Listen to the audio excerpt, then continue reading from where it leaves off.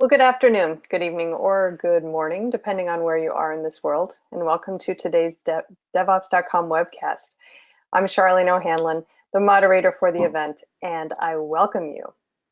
Today is a little different format, as you can see if you're usual attendees of our webinars. We do have a video webinar today, and I'm super excited for this one. But before we get started, we do have a few housekeeping items we need to go over. First of all, today's event is being recorded, so if you miss any or all of the event, you will be able to access it on demand. We'll be sending out a link post-event that will take you right to the webinar on demand. And we're also taking questions from the audience, so if at any time you have a question for any of our panelists, just use your GoToWebinar control panel, submit your questions, and we'll take about 15 minutes or so near the end of the presentation and go over those audience questions. Okay, with that, we'll go ahead and get started with today's webinar. Cloud Native DevOps with Kubernetes, securing modern applications in the cloud. We have three excellent panelists today who are joining me today. Welcome, gentlemen. Thank you all for being here.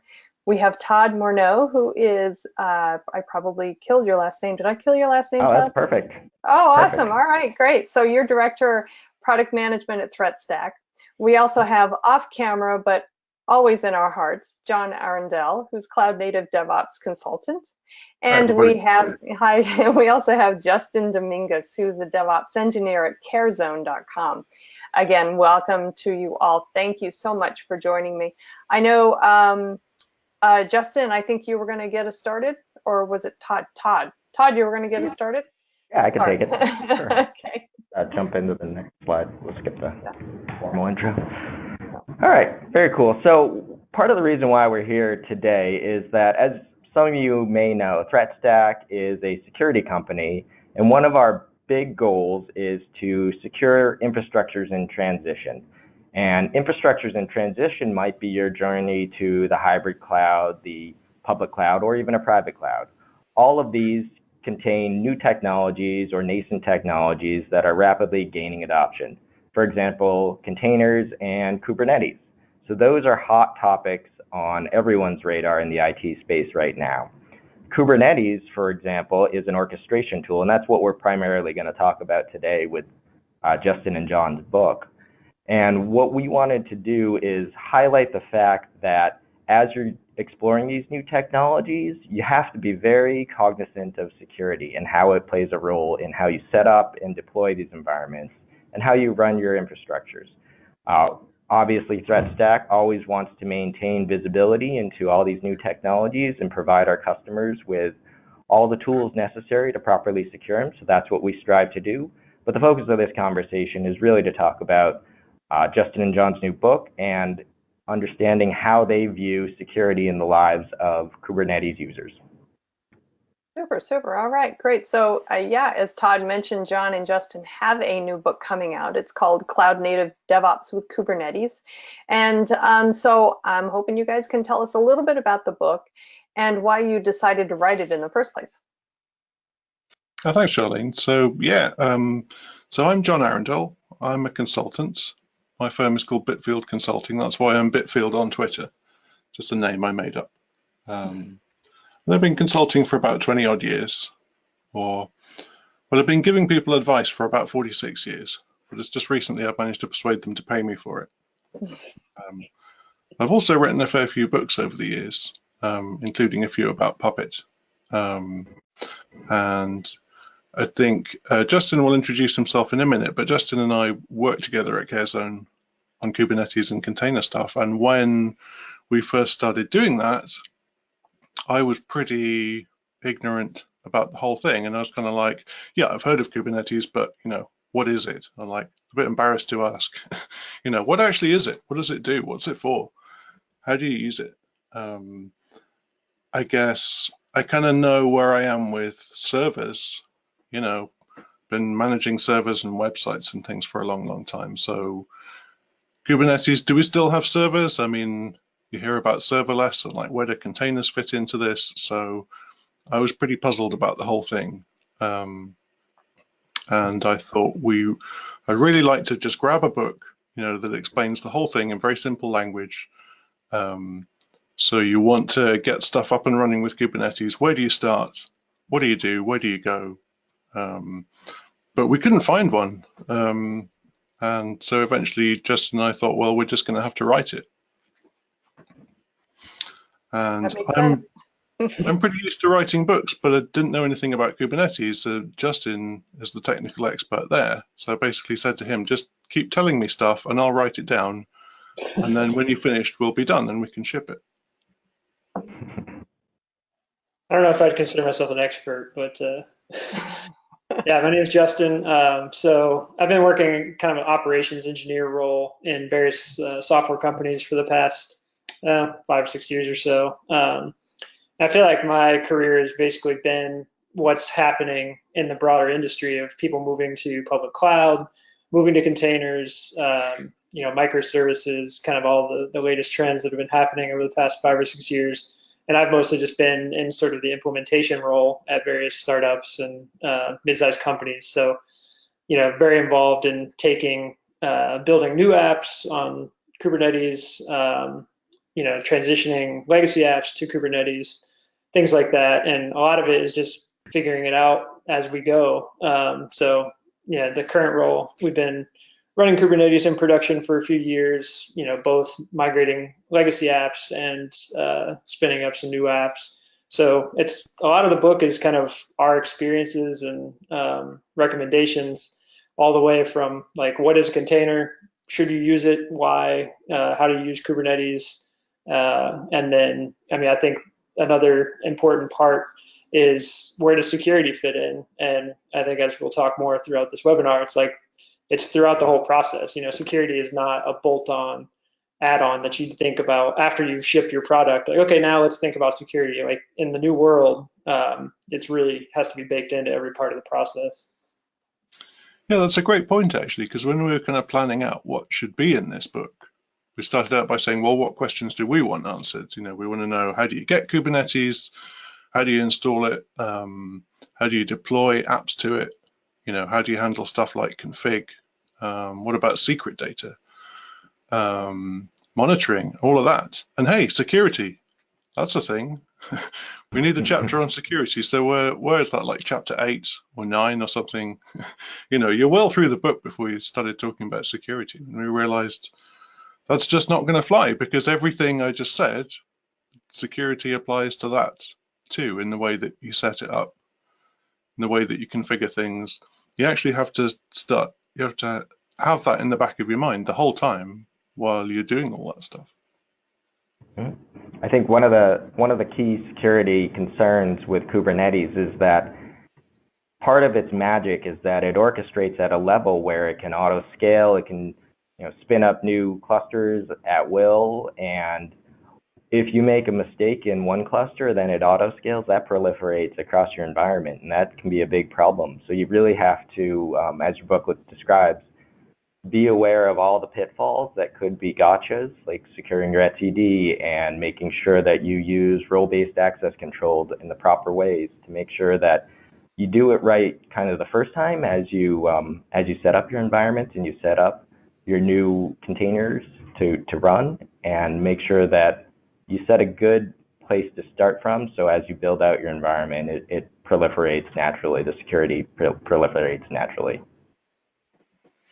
Yeah, I think Todd said it really well. And we sort of thought, as we're writing this, we're asking ourselves, who are we writing it for? Primarily people like us who are kind of maybe know the basics of DevOps and we're kind of doing that stuff already. We're just not sure how to apply it to Kubernetes. Or maybe they don't know what DevOps is.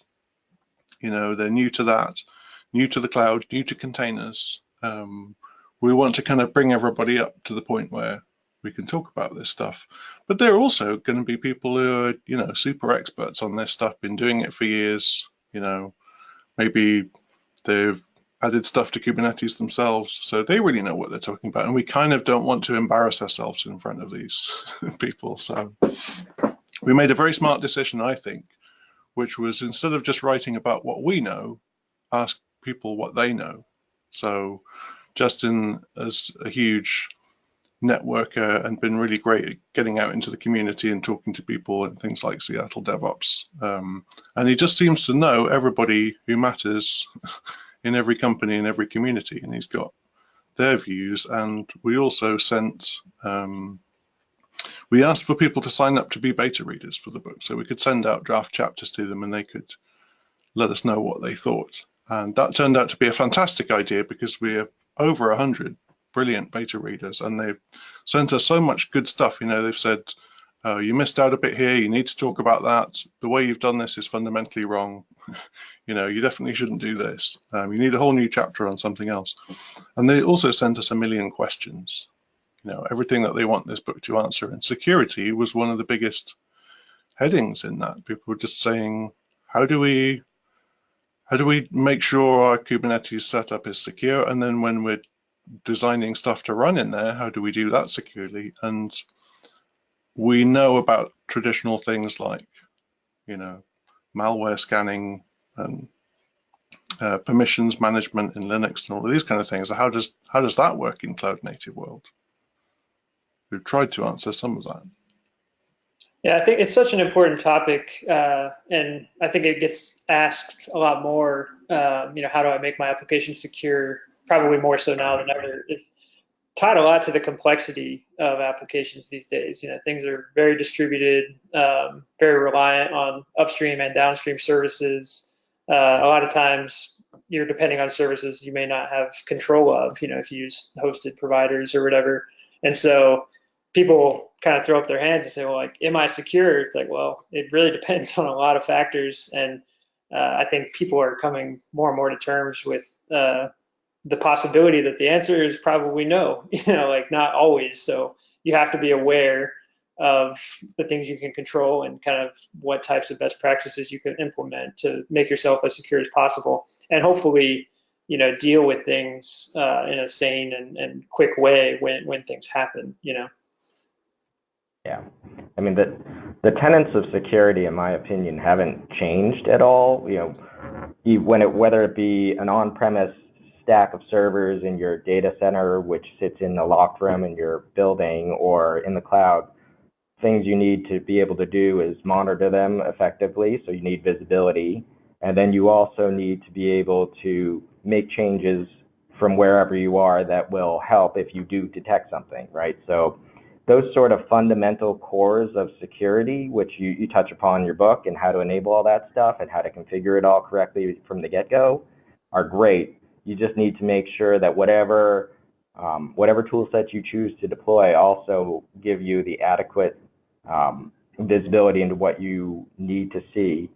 Furthermore, you need to be able to understand what you're seeing to make sure that, you know, you can take in all the information in the world and deploy every open source tool in the world, but if you don't know what it means, then it's not really going to help you. So that's kind of one of the things that you need to be aware of, that some of the vendors are better than others, and I'm not going to advocate for one or another, but it's very interesting to see how they take in the information, digest it, process it for you, and give you surface what you would be interested in from a security perspective. And I think that's part of the setup, and making sure that when you set things up, you also build in this visibility, you build in the right controls, you build in all this stuff that Justin and John talk about, where it's very, very much a pillar of what you need to do and carry forward as you deploy new environments.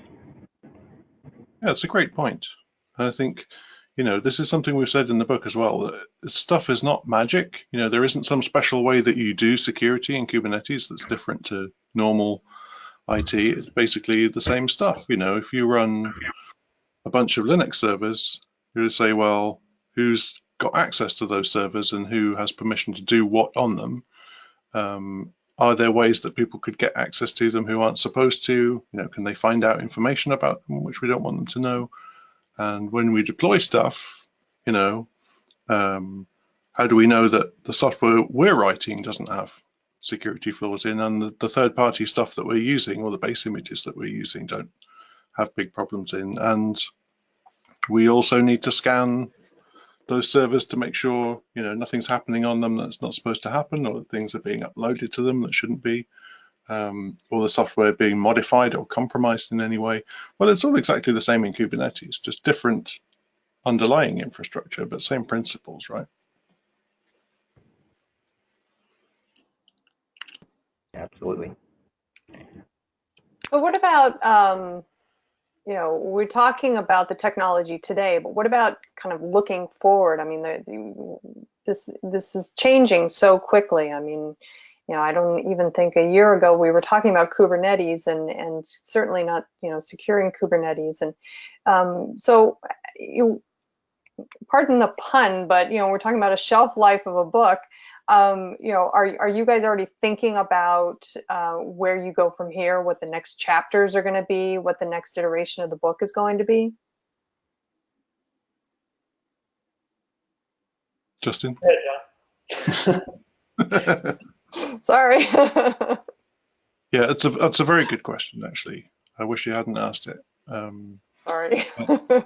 But I think there are things that we know we haven't covered as much as we'd like to in the book because we just simply don't know, and nobody that we've asked does either. There are things where the best practice consensus way of doing things is just not settled yet because it just hasn't been around long enough. And as you said, Charlene, as soon as people figure out one thing, they add something else or change it. RBAC is a great example, which Todd mentioned, which is the role-based access control in Kubernetes. So originally it was pretty much free for all. If you have access to the cluster, you can do anything to anything. It's like running wild as root on Linux servers. And so they introduced this idea that we want to have some fine-grained access control so that we can say who can even read stuff or see what stuff there is, and then another layer above that is the ability to change it, and then above that the ability to manage permissions themselves and add new users and things like this. So this all exists now, and I think a lot of people have looked at this and just thought, oh, that looks complicated. There's a lot of acronyms and there's a lot of boilerplate YAML, and I already have enough boilerplate YAML to deal with in Kubernetes. I probably just won't bother with this. It'll be fine, right? It'll be fine. Yeah, but I think we'll get it up and running now, and then we'll do the security stuff later, right? It's kind of an add-on. Once it's gone into production, then we'll think about how to secure it. Exactly, and I think if nothing else, this has really kind of been a good conversation starter for a lot of people, because security, as you said, has been kind of considered that afterthought, and now that it's becoming more of an issue, more of a topic of conversation at industry events and conferences, I think having some sort of resource that helps extend that conversation, or at least starts the conversation, I think is a real positive, especially for those who traditionally have not really thought of, that had that security first mindset. Yeah, I think so. Touching on the RBAC conversation, one of the best analogies and most popular ones that I've heard lately is the idea of a blast radius, right? So you can set off some sort of explosion. How far away do you have efficacy? And that can apply to cybersecurity as well, and especially in Kubernetes, where you say, okay, if this container is compromised, how far can a malicious party get before they're shut down, or how many things can they touch or negatively affect potentially from their point of injection? And that's kind of a good way to look at things, and a good way to mentally think about, oh, okay, when I'm setting up my RBAC policies, what do I need to do? If someone got into XYZ server, can they proliferate laterally across all of my containers? If the answer is yes, then that's not so much good. And it's a good way to look at things, I think. I think to add another layer to that too, you can use the same concept for clusters. Like an ongoing debate in the community right now is kind of what's the optimal setup for Kubernetes clusters. Like, should you have a separate cluster for production and development, or should you utilize the built-in resources Kubernetes has for keeping things separate with namespaces or whatever? And a lot of it's just blast radius and kind of your internal organization policies. It gets conversations started that you need to have. And, I think it ultimately depends on your situation. But I mean, personally, I like that idea of separating clusters wherever you have either permission boundaries or like a blast radius, and you're willing to say, okay, these types of applications, if they all got compromised or went down or whatever, it would have this much impact on our business. And then there's another class of applications that you may run. I think those are great boundaries to put on separate clusters. Yeah, totally agree. If the tools for that sort of automated isolation are natively built into Kubernetes, as you guys mentioned in your book, I'm sure that's something that you should take full advantage of. I mean, it's invaluable when you're really setting up different prod, dev, UAT, or whatever environments that you're doing. Totally agree.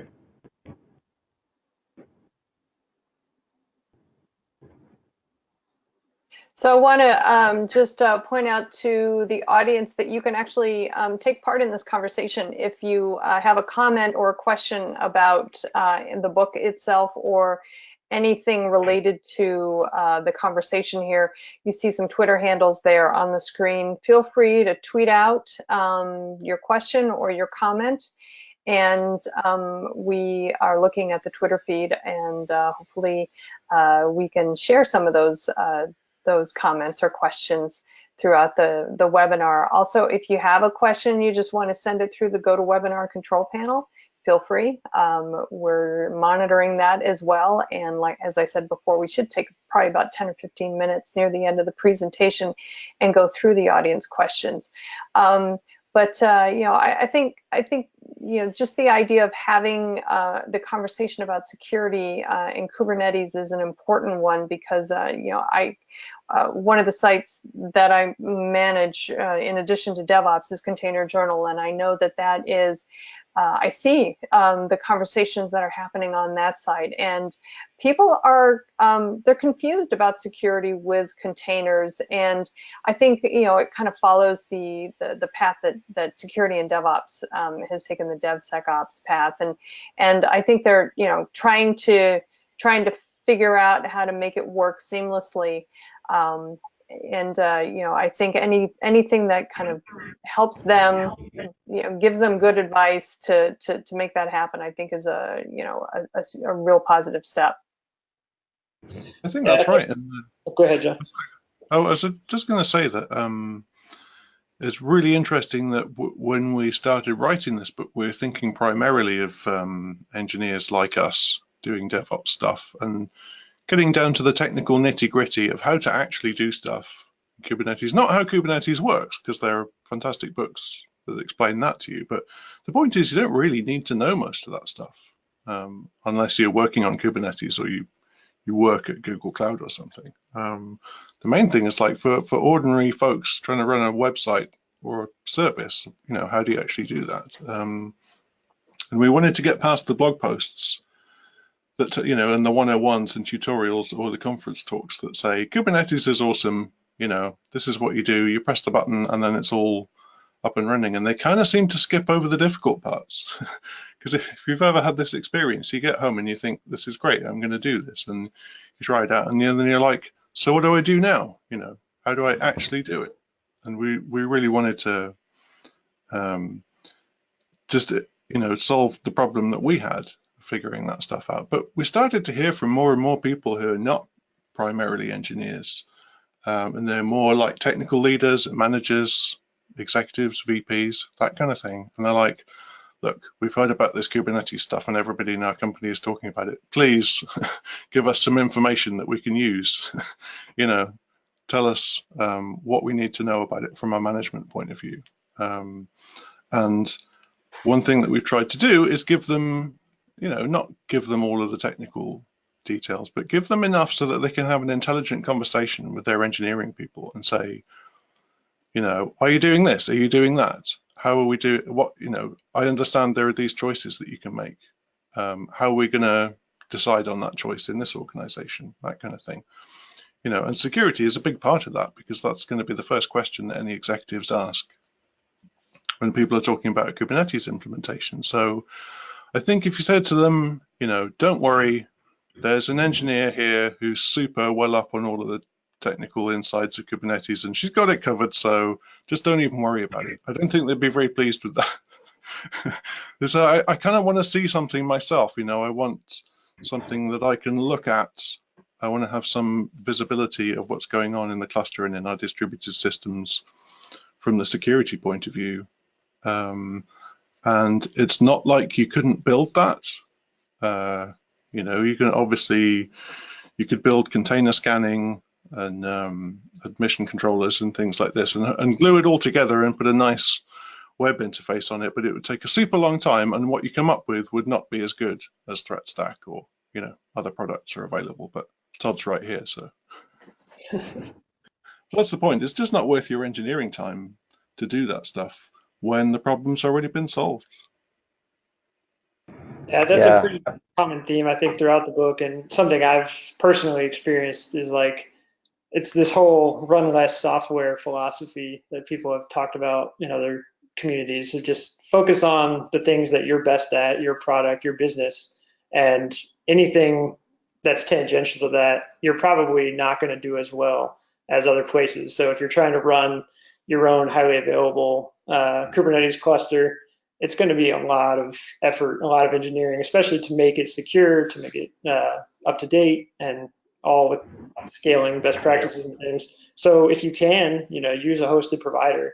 And I think that permeates to pretty much every part of your software stack. If you know, you're not best at building a logging service unless you build a logging service. So if you can, try to ship that off to a hosted provider. Similar with security scanning product, you know, you can certainly stitch together a lot of stuff, but if that's not your core business, you know, then I would recommend outsourcing that to somebody else. That's absolutely right, and you know, this applies to Kubernetes itself as much as anything else. You know, you probably don't want to be in the business of setting up and running your own Kubernetes clusters on your own hardware or cloud machines. That's what they call undifferentiated heavy lifting. You know, it's hard work, takes a long time, and it doesn't create any business value for you. Just pay for a managed service to do that. And in the security space, that's doubly true. I mean, you don't write your own encryption, don't try and write your own vulnerability scanner. You know, that is a solved problem. So use that service. And I saw a very interesting question on the feed.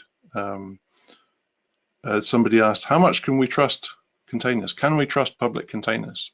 I think that's a fantastic question, and the answer is absolutely not. Not at all. And what should we do about it, they asked. Todd, maybe you can answer that better than I can, and maybe can you show a bit of ThreatStack? I don't have ThreatStack up to show right now, but I can answer the question. So I'm reading through the feed, and I'm understanding that some of you folks would like to know what you can do with respect to logging, with respect to watching containers in a public instance. And that sort of thing is something where there's a lot of tools out there that can do it, right? There's all sorts of aggregated loggers. There are tools that will talk to Docker APIs, to talk to Kubernetes APIs, and gather all sorts of data for you. But again, I got to stress that getting the data isn't the hard part. That's actually, you know, a little bit easier than you would think.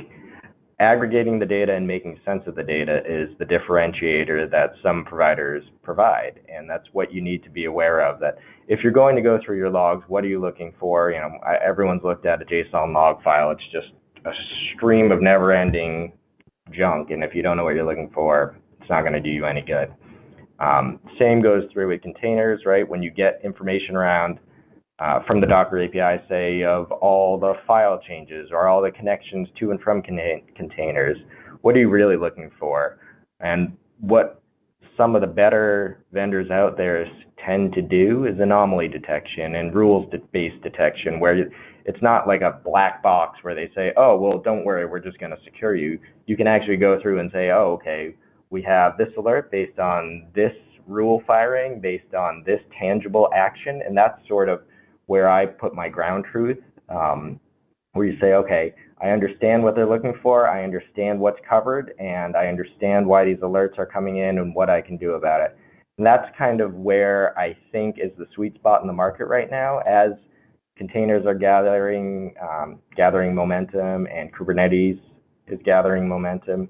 You have to find a vendor that's also gathering momentum and maintaining that pace where they're saying, okay, if you guys want to go to these environments, we're going to pull the same visibility and the same kind of information digesting that we've done in the past for, say, Linux host and expand out to there. So I hope that helps. I don't know if that was the answer you're looking for. I'll expand a little bit about what John was saying. Basically, you can't trust public containers, and I think that's true in the same sense of you can't trust much of anything you install. Like the best you can do is verify as much as possible. I mean, this was true before containers. When you install a package, there's ways you can inspect the fingerprint, things like that. I think where the effort needs to be spent now. So it's like you come to the assumption of, okay, we're running software that's not patched. I mean, the minute you deploy it, there's probably a patch release. Some CVE comes out and you have to patch. So I think as an operations or security minded person, the best you can do is sort of use some sort of a service like ThreatStack or another provider and get an aggregate report of these are your biggest wins. If you need to sit down and spend 30 minutes and figure out like where the biggest vulnerabilities are, that's where you're gonna make your application the most secure, because you could drive yourself crazy with all the millions of upstream CVEs out there that may have low priority or whatever, but you'll never get them all, because the moment you deploy, there's going to be 10,000 more. So I think it's more just having a standardized tool in place to capture that report and be ready to respond. It's just going to be part of your daily gardening and routine of software development, is constantly updating your packages, your dependencies. And so finding something that works for you that gives you that nice report is going to be, I think, super critical. Yeah, I think that's a really good point. It's about prioritization. As Justin said, as soon as you turn on something like ThreatStack, you will find you've got a bunch of vulnerabilities in all your containers, and you will not be able to get rid of them all. It's just a waste of time chasing down all these things like a really rubbish version of Pokemon. Much better to figure out, as Justin said, which things should you work on first and which gives you the biggest win. And I think, the reality is most actual security breaches in the wild are probably not due to, you are one patch version out of date on Ruby or something.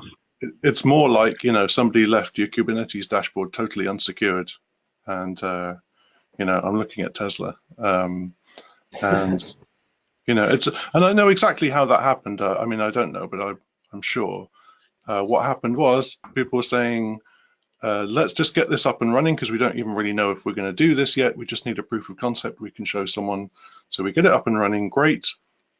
Show it to the VP, they love it, say, yep, let's go. And then all of a sudden we're in production and we're like, so now how do we actually go in and secure all of that stuff?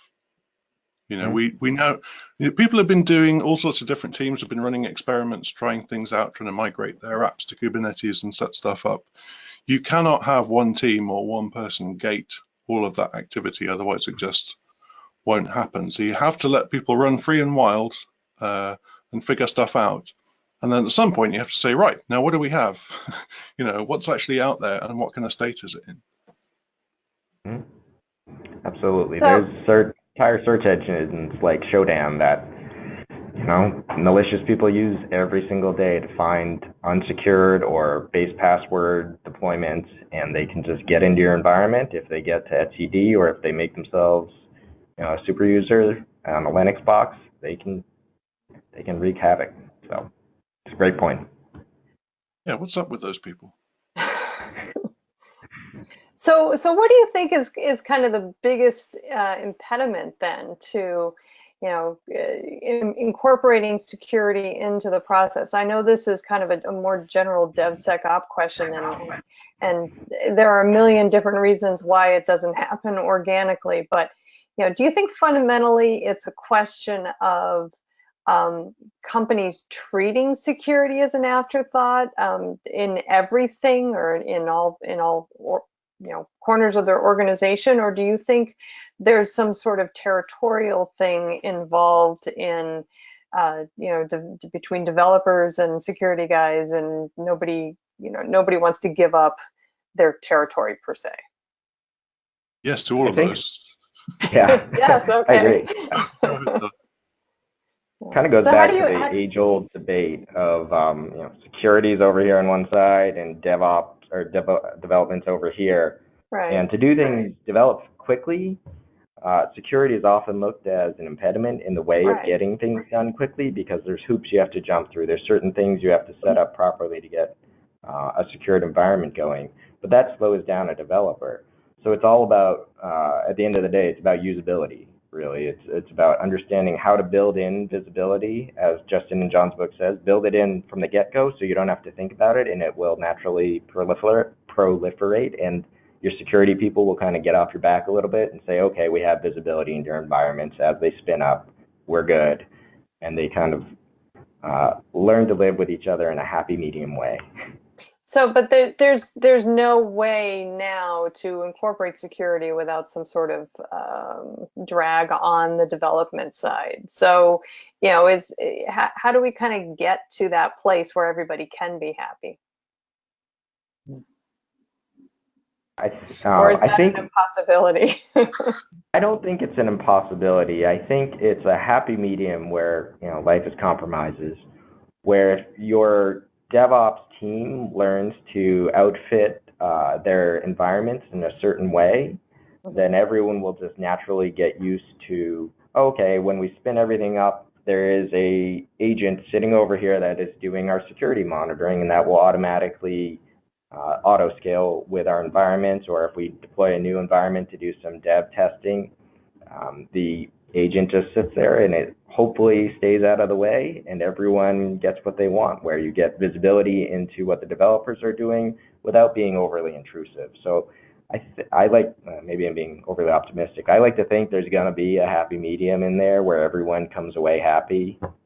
So I think you have to build it in from the foundation and commit to it early on, and then it'll kind of bake itself into your products and your dev flow. Does that make sense to you guys?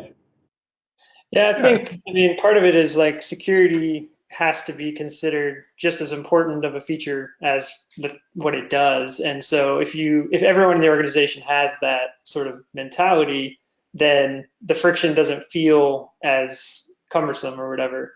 And then I think, as Todd was alluding to, the other super, super critical part is just eliminate, like just with every part of software development, is eliminating friction wherever in the stack. If you've got differences in your staging environment, like if you do have some kind of monitoring agent in staging, in production, but not in staging, then you're going to find all these problems when it goes to prod. And we're going to say, why didn't this happen? So then security is going to come in and say, okay, we're not deploying to production until we review everything. So it's like, well, if you can get that agent into the dev process before it even gets to staging, then there's going to be no surprises. And I think that's kind of key, is getting security baked in throughout the whole process, from writing feature tests or whatever, rather than this kind of pent up, wait till we deploy to prod, security will come in, review everything in one big go, and then block it. I think, that's where people will leave with a really bad taste in their mouth. Yeah, well, I was thinking specifically of John's Tesla example, and it seems to me that a company that is so kind of laser focused on the process would have built security earlier into the development cycle, so that it didn't have the issues that it ended up having, and it just seems to me that even as much as we talk about it, security still in a lot of organizations is considered that afterthought.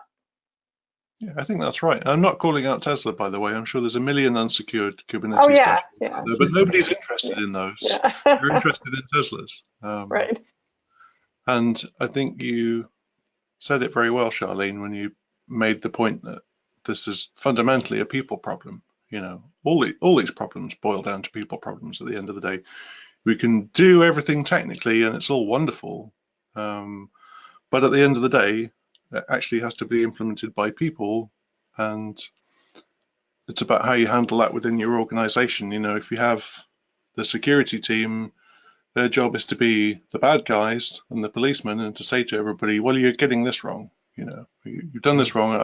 I know you're trying to do your job and ship a feature, but I'm going to have to stop you and slow you down because you've got a tiny security vulnerability, which to you is totally irrelevant. But nonetheless, I have suction with management, and so therefore I'm going to shut you down, until you clear up these code violations. That's just not a very good way to do things. It's like it goes back to the dev and ops type divide, where developers are just happily slinging code over the wall as fast as they can, and then ops people are coming to them and saying, your stuff broke in production and it woke me up, so fix it. And Right. one of the great things about DevOps, which nobody is absolutely sure what it means, but we know one of the things is about closing that loop between people, right? Between people who are designing, architecting, and developing stuff, and the people who see whether or not it actually works in production and deal with the fallout from it. And when you close that loop, you get much happier developers because they own the whole life cycle of their software, and to the point where it makes contact with users. And security fits into that in just the same kind of way. I think we need to close the loop between dev and sec and ops so that they're all kind of working together to get to the same thing. I think Absolutely. this is another great area where infrastructure as code can help shine light into problematic, cluster configurations or just cloud configurations in general. So infrastructure as code is sort of, if anything, it's just a tool to kind of incorporate more collaboration in the process. So in theory, developers are writing the configuration for everything that they need to run, and security can review that, or operations can review it all in the same way. And so somebody detects, you could even write a test and say, do we have a public S3 bucket here where we put all of our user data or whatever? In theory, if that process is highly collaborative and in code, it's not a surprise to anybody. It can be pull requested and reviewed. So I think there's a lot of automation wins with infrastructure as code, but part of it that I don't think gets talked about enough is just sort of that review process that can happen and bringing people in earlier.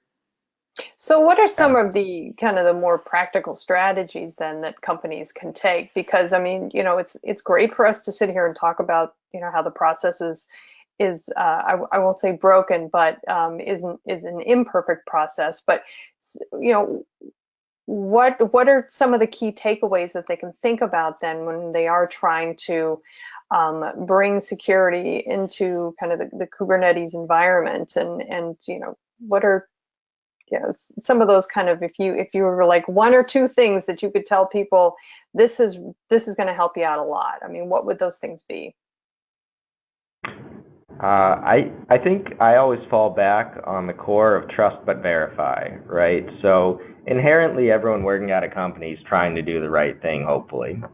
And with Kubernetes, just like any other deployment that you're putting out there in the wild, you have to be able to verify that you didn't make a configuration error that will leave something wide open, or you didn't make some sort of minute change that breaks everything and lets everyone in. So those sort of things, the configuration, the CIS benchmarks, those are all guidelines that are great to follow, but unless you're enforcing them, they don't do you much good. So it's a lot of understanding what you have deployed, wrapping your arms around your whole deployment, and then outfitting it so you can understand what's going on in those environments, how it's configured, and sort of bubble up what you need to fix to the top, because everyone knows that there is no perfect security, but we got to get to a better place than leaving something wide open. And Tesla, honestly, they move so fast that it doesn't surprise me that it happened. Not picking on them in any way, and they're like the largest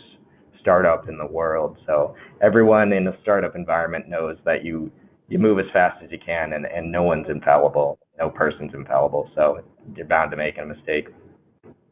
Yeah, I totally agree with that. And there's a footnote to that. I mean, it's totally a cultural thing. I work with a lot of different companies as a consultant, and I mean, because I only see those companies where there are problems, because I guess they don't call me in if everything's fine. But I think, I see kind of similar types of problems, which are generally cultural and people problems. Some developers just don't really care about whether this stuff works or not, or whether it's secure, and some ops people are not interested in learning how the code works or all of this kind of thing. I don't think that's something you can impose on them from the top. You can't just say to people, care about security.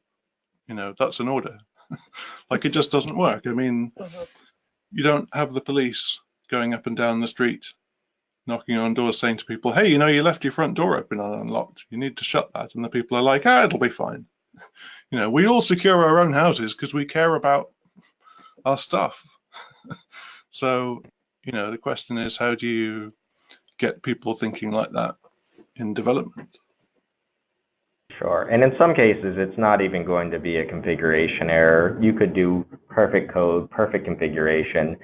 Zero-day attacks are a thing for a reason. There's going to be, as these tools evolve, there's new features added to Kubernetes, bi-weekly, I think they do releases. Kubernetes coders aren't perfect either. No disrespect to them. Nobody's perfect. But there are going to be flaws, and you have to make sure that, like I said, as you pick a vendor to go forward with, that they're going to keep up with those flaws as they come out too, and they're going to catch them, and you're going to have some runtime monitoring capabilities in there, because that's really, in my opinion, what you're going to need to make sure your environment goes out clean and then stays clean, right? So if you simply do a scan of, say, a container on the way out the door, that's great and that's a good step, and I agree with that step, but is it enough? Because once it's out in the wild, it's like sending your kid off to college, right? Once it's out in the wild, it's gonna do things that you can't control. And I would just add, go ahead, John. Oh, I'd just say that Todd's right that mistakes happen all the time, and mistakes are what happen when people are trying to do new stuff. I think Seth Godin said, if failure is not an option, then you've just said innovation is not an option. You can't do anything that you don't already know how to do.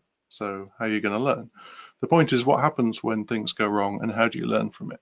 I think blameless postmortems are one really important part of that culture, in the sense of everybody feeling safe to speak up and say, I think I screwed up here, and for everybody to say, we're not just going to pin everything on you. We're going to assume everybody was acting, in a reasonably intelligent and sensible way.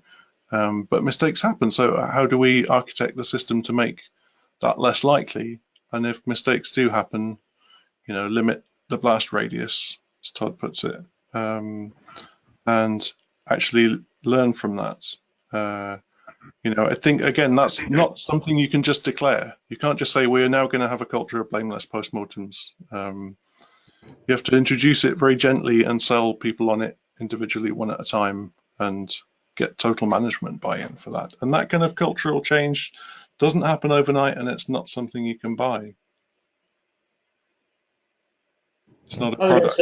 I've seen a big win in organizations, like when there is that kind of broken culture or just siloed teams that aren't collaborating, and you may have some big legacy app that's 4 or 5 versions behind of Rails or whatever, and everyone's like, why aren't we making this secure? And there's just a lot of stuckness, like people aren't moving forward. And I think the best thing to do in those situations is just be like, okay, we're going to make something totally new. Like, let's just spin up a toy app and let's use all new tooling.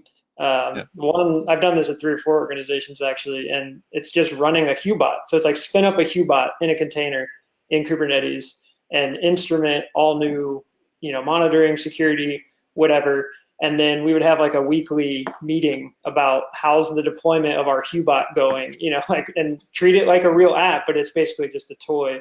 And I think if you can get small wins like that and have lots of teams involved in the process, you have security involved, operations involved, everyone knows it's just a toy app. But the principles there start to shine, and you say like, wow, like we've got better metrics, better visibility. Security can ask questions about like, well, are we patching this thing, whatever, and people start to care about this little Qbot, like their Slack thing that tells them about lunch or whatever. And that can be a great foothold into like, let's take these same principles and apply them to our legacy Rails app that's 5 versions behind. Like the concepts are still the same. So I think a lot of times if you're running into that kind of stuck culture, a lot of times it's like just reset, come up with a toy and deploy it on Kubernetes and get everyone involved and treat it like it's a real app, but it'll open up all sorts of conversations. That's really true. That's exactly what we did in the book, actually, is we thought it's all very well to speculate airily about types of things you should do, but let's actually see some code, and we need some app which it does something enough to run in Kubernetes, but not anything complicated enough to distract from what we're talking about. So it just says hello world, it just serves HTTP and says hello world to your web browser. And we start with getting the reader to build that container for itself to verify that all the tools are in place and you can push to Docker Hub and all of this, and then run it on Kubernetes. And then we start to add things layer by layer. Each part of the book where we talk about some technique that you can do, like config, we'll say, all right, let's add this to the demo app. If we want to talk about configuring RBAC permissions, let's add that. And we've got a GitHub repo so that you can clone this yourself and run these examples. And the idea is once you've done all of that, if you've actually made your way all the way through the book, you'll have all of this stuff. And then, like Justin said, all you need to do then is just swap in your real app. And hopefully everything else is unchanged. Wow, that's really cool. So just doing a quick time check, we're about 8 minutes to the top of the hour. I do want to give us a few minutes for questions. So I want to start to kind of wrap up the conversation a little bit. So if you guys have any kind of, I don't know, ending comments or advice or anything that you'd like to say before we get into the questions, now is your time. I do want to say one thing, which is that a couple of people on the feed complained that we're just here to promote our book. So yes, that's true, but I also want to promote somebody else's book, which is the very wonderful Liz Rice from Aqua and Michael Hausenblas have written a book called Kubernetes Security. That's about to come out from O'Reilly, and they really know what they're talking about, whereas we're kind of busking it. Todd's not, obviously, but we couldn't get him to help us with the book. So I think that is really worth checking out, and I think it should be out next month. Great. And when is your book coming out? That depends on O'Reilly, but we have to finish it this month, and we anticipate that copies will be in your hands in February. So you can pre-order now. There's a link, but also if you have a Safari subscription, it's on early release, so you can see the early chapters there. Great. Also read our blog. cloudnativedevopsblog.com. All right. Awesome. Under promotion. Okay. Todd, do you have any final thoughts that you want to share? Sure. I think that what we covered in this talk was great, and it wasn't meant to be one of those scare you out of trying containers or Kubernetes things. It was one of those things where it's raising awareness of what you need to do to configure properly, to monitor properly, and to be able to feel comfortable with your deployments. So I think the book will obviously lay out great foundation for doing so, and just be aware that the book is a great start. Tools also will help, and have fun out there. It's really amazing what you can do with containers and rapid deployment and tear down environments. I've seen some awesome stuff come from microservice environments based on containers. So have fun. Justin, any final words? No, everything's been great. I mean, I have enjoyed the conversation, and I think that's really a core component of this whole thing. Is it is a conversation, and it's ongoing. You know, this isn't a thing that you can just check a box and say, "Hey, we're done. We understand security now." Like it's constantly changing, it's constantly evolving. Same with Kubernetes and containers, and it will continue to change. So, you know, this I hope was intentional to kind of come off as a conversation, because I think that really is the best way to succeed today, is be open, and you know, nobody has all the answers, so keep the conversation going. Yeah, good advice. Okay, so we have about 5 minutes left, so I do want to go through some of the questions that have come in. We have a question here. Can you talk about some of the challenges with audit logging with respect to containers? For instance, I know there's some weirdness with namespaces. Anyone? Yeah, so audit logging with containers is different, right? Because a container can contain essentially an entire OS. So if you have a file system nested within a file system, there is some translational errors that come through. So for example, if you're doing file access monitoring, there is stuff to be aware of that if you mount a host, which is hosting a Docker container environment, and inside that Docker container is, say, you're running it on Ubuntu 16, that's another whole file system. So you do have to be aware of those sorts of things, where you're going to have, you know, some long root that is the file system of the core host OS, and then there'll be another one for the container OS. So there is some translational errors you should be, or not errors, I would call them translational anomalies you need to be aware of when you're doing container stuff. So one good thing is to check out your vendors and whoever you're using for that sort of monitoring, and make sure they're aware of it and they know how to translate it properly, where you can make sense that, oh, okay, this file is actually sitting in container ID XYZ, container image, blah, blah, blah. I know where that's coming from and where it's really happening. So I hope that answers the question. All right, great. Next question, how do you scale the people who know how to manage security? Oh, so that one is an age-old problem. So in my past, I've worked at a very large company that had a giant SOC where we paid analysts extreme amounts of money to make sure our stuff was safe. And as a startup and coming into the startup world, not every company has that luxury.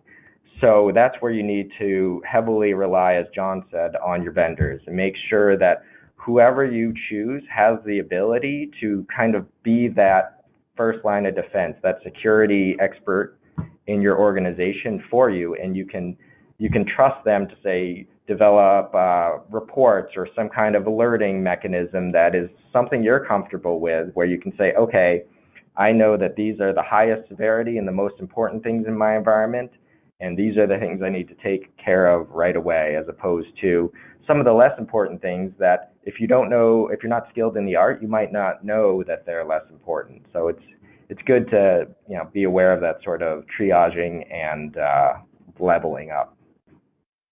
I think that's right. And the footnote to that is just to say that the only way you can really scale those people is just to get everybody concerned about this stuff. And like we were saying earlier, get people to care about this. As engineers, we're not really used to this. We're used to hoping that our stuff's going to work. Otherwise, you know, you have to be optimistic or you wouldn't do it.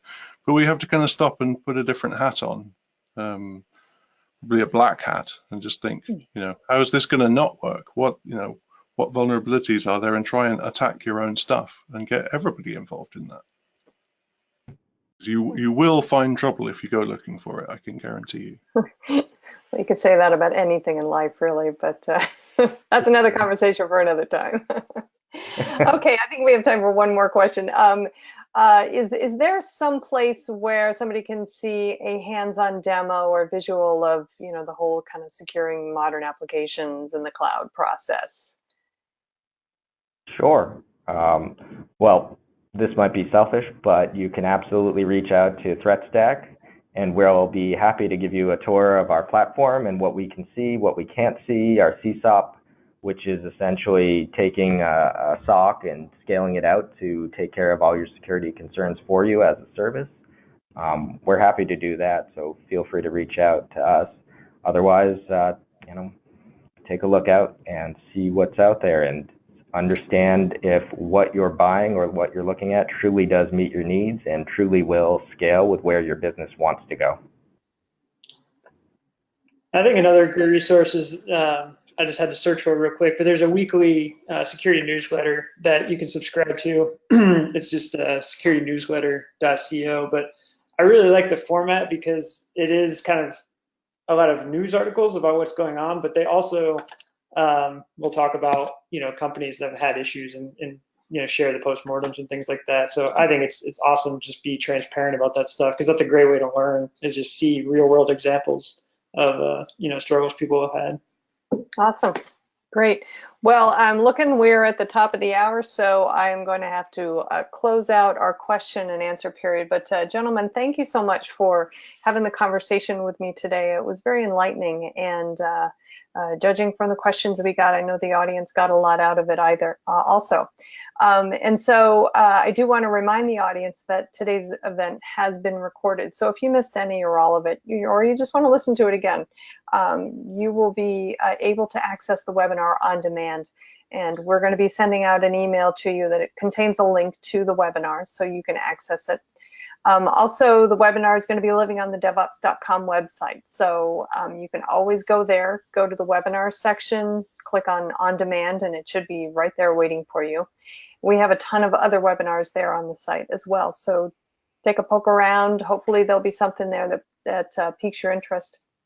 And one more time, Todd, Justin, John, thank you all for your time. And hope you guys had a good time. I know I did. So. That was really fun. Thank you very much, Charlene. All right, great. Well, again, this is Charlene O'Hanlon, and I am signing off. Have a great day, everybody. Take care. Thank you. Bye.